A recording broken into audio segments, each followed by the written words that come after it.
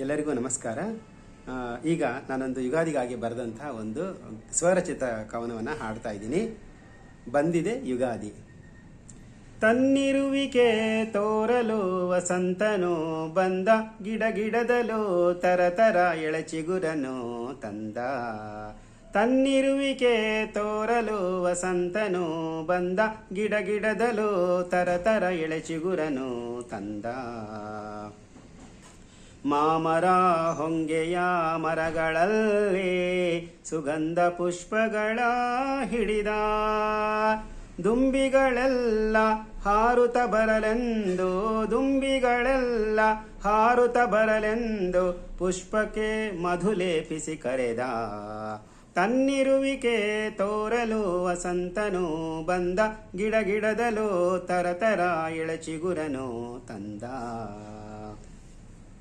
ಭೃಂಗಗಳ ಸಂಗೀತಕ್ಕೆ ತಾನು ಮೆಚ್ಚುತ್ತ ತಲೆದೂಗಿದ, ಎಳೆ ಎಲೆಗಳಿಗೆಲ್ಲ ಹೊನ್ನಿನ ಬಣ್ಣವ ಬಳಿದ.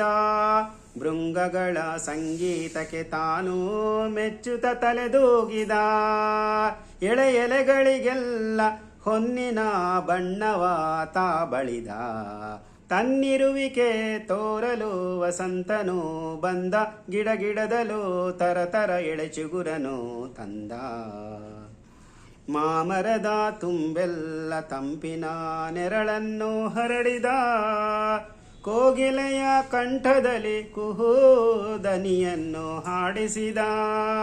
ಮಾಮರದ ತುಂಬೆಲ್ಲ ತಂಪಿನ ನೆರಳನ್ನು ಹರಡಿದ, ಕೋಗಿಲೆಯ ಕಂಠದಲ್ಲಿ ಕುಹೂ ದನಿಯನ್ನು ಹಾಡಿಸಿದ.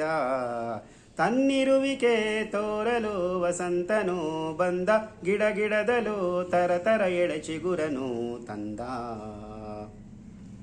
ಚೈತ್ರದ ಮಾಸದಲ್ಲಿ ನವಋತುಗಾನವ ಕಲಿಸಿದ, ಎಲ್ಲೆಲ್ಲೂ ನೂತನ ನೋಟವೇ ಯುಗಾದಿ ಹಬ್ಬಕ್ಕೆ ಎಲ್ಲರ ಕರೆದ.